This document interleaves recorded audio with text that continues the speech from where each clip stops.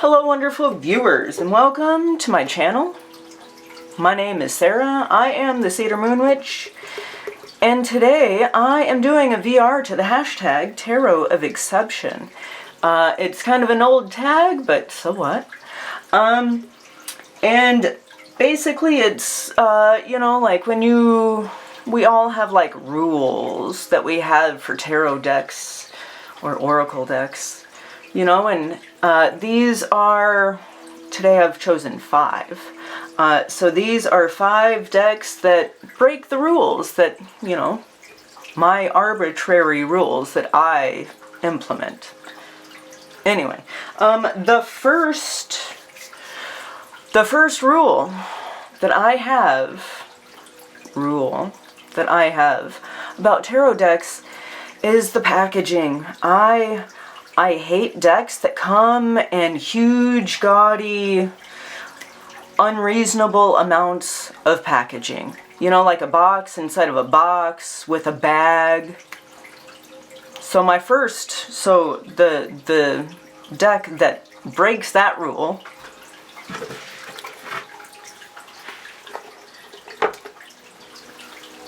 is this.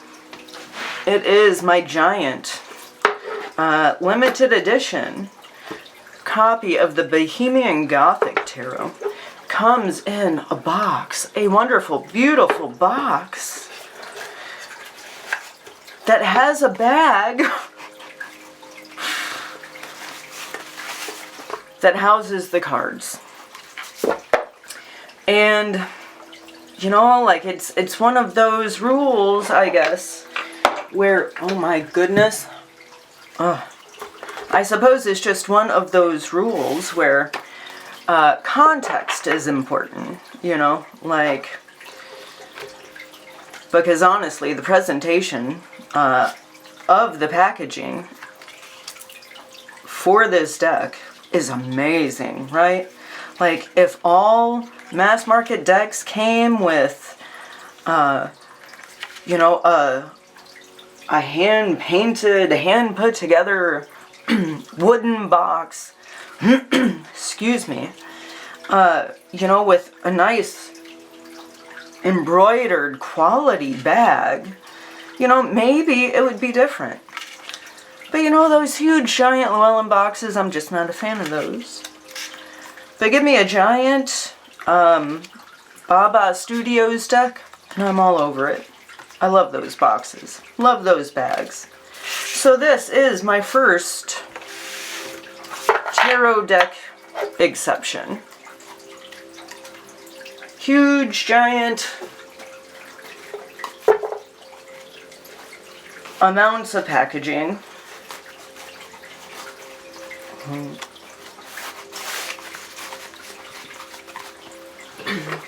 The only problem I have with this box is that I can't cinch up the bag and have it fit in there. But it doesn't even matter because it's a gorgeous box. So that is the first rule. The second, I hate decks that I cannot riffle shuffle. Whether that's long way or like midway, I find that cards are a tactile experience. I enjoy shuffling. I think that is therapeutic in and of itself. Like, how some people will grab a cigarette to smoke just to keep their hands busy? I will just grab a deck and shuffle because it calms me. So I hate decks that I cannot riffle shuffle. So my exception to this rule is this deck, the Spolia. I love this deck. This deck is amazing. But you cannot riffle shuffle it. This deck is basically cardboard. Like, that's all you're gonna get. The cardstock here is awful. Cannot riffle. But I can overhand shuffle it, and see. Okay, the irony, Three of Swords card, and cracked right down the middle because you cannot riffle shuffle cardboard. But I don't care. I don't care that I can't riffle shuffle this deck. This deck is wonderful. It gives amazing readings. It's like a breath of fresh air when I am in the midst of the feely feels. It's gorgeous. Really and truly it is. But I cannot riffle shuffle it. I don't think anyone can riffle shuffle it. But I can overhand. So this is one of the few decks that I use despite not being able to riffle shuffle it. I have some other gorgeous decks, but I just can't shuffle them, and that kind of makes it unusable for me. But not with the Spolia, which is horribly out of print. I am sorry. But true facts for the tag. The third rule that I have for tarot decks is I like a deck that I can just read. A lot of my readings tend to be, you know, rushed, on the go, headed out the door, in the car, you know, like I'm in a hurry and I don't want to have to dig into the guidebook. I don't want to have to rely on the guidebook.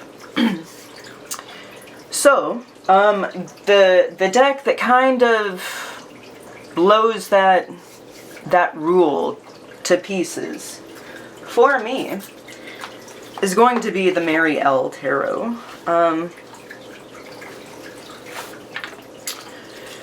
This is the Mary L. It's a gorgeous deck. And to be fair, I feel like, again, with this deck, you don't have to use the guidebook. I can use this deck as a tarot and just go, because it is a tarot.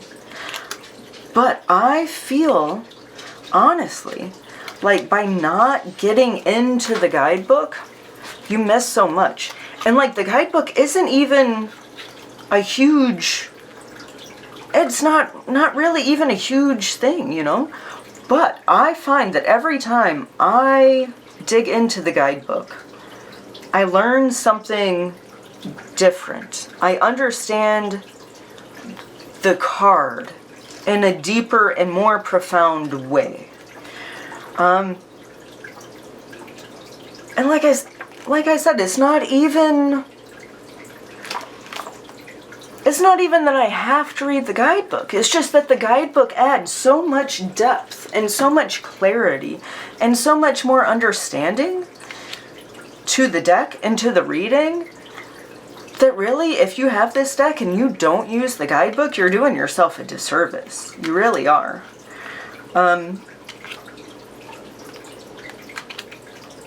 Because there is so much symbolism, there is so much going on in the cards that, I love the guidebook. I find it's really deep, really powerful, and like I said, that it does reveal things that you might not would notice just by looking at the cards. So this is a deck where I do like to get into the guidebook, where I am always thankful to have gotten into the guidebook. So, let me see. What is next? Oh. Okay. My next rule is the light CD decks, the star CD decks, the new agey decks. Like, I always say that I don't jive with those. They're not my vibe. I don't know, right? I say that.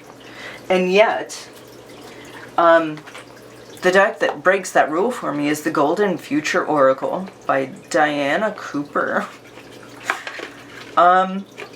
See, even the inside of the box, like when I first opened this deck, I read that. Great beings of light, please guide my way so that my golden future starts today. And a part of me cringes inside every time I read that. Like, I don't know. Maybe it's just a me thing. But I say that I do not like light CD decks. And I mean, look at it. It's so bright. It's so gaudy, I guess. Like, I don't want to be mean, but it does. It strikes me as just a gaudy, a gaudy new agey deck. But,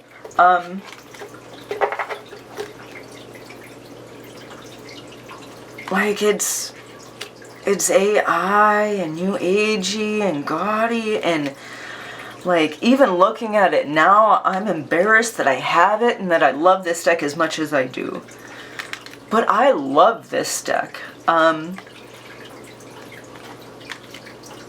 I just love it, despite how gaudy and new agey it is. Like, communal markets, trust that all you need will come to you, which, okay, that's not necessarily gaudy or new agey, but like, that, and, let's get into the guidebook, because, here, let's 34, jump shift your life, let's see if I can, see, like, tune into crystals. In the golden era of Atlantis, when Lord Vooslu incarnated, he carried within his energy field the keys and codes that jump-shifted Atlantis into the legendary golden era. He showed the people how to live so that their 12 strands of DNA could connect. Then his knowledge and wisdom enabled people to wake up their gifts and powers. He taught them to work with crystals and blah blah blah. And then I think everyone has this little like affirmation thing. It's time for everyone to jump shift into ascension. And I don't know. Part of me cringes reading that. But then part of me, because to be fair, if I pull this deck out, I'm going to pull tarot around it. And every time I have used this deck, once I get past the initial cringe, like, it's a really deep and powerful deck. And it always leaves me feeling more empowered and in a higher vibration. Like, that sounds cringy and creepy and light, seedy, new agey, but it's true. I feel better after every reading I do with this deck. It's just so powerful. It's always spot on. And like, I don't know. So this breaks my rule against new agey, star seedy, high vibrational decks, because this one lives up to the hype.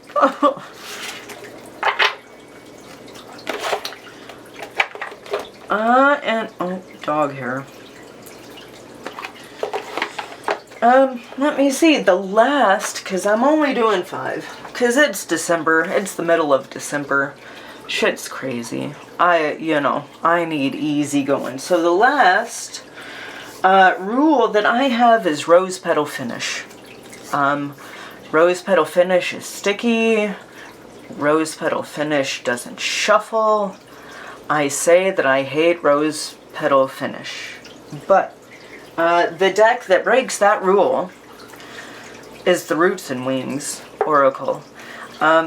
This is rose petal finish. It is rose petal finish, but it shuffles It shuffles amazingly. You know, like there's a little stick getting it back in there. But oh, I mean, not like some rose petal finish decks I have. It's just, again, unusable because you can't even overhand shuffle it. But this, because the cardstock is thinner, I think, and because it's smaller, oh, it shuffles well. I can do this thing, right, when I pick out my card, and it doesn't clump up. This is how rose petal finish decks should be. Like, whatever cardstock this woman used is what everyone who wants a rose petal finish deck should use, in my opinion. So, those are my 5, what's this called? Those are my 5 Tarot of Exceptions. So thank you for watching. Bless you if you have made it this far. Honestly, it means a lot to me. Comment. Let me know what are some of your tarot rules and what decks do you sometimes break those rules with.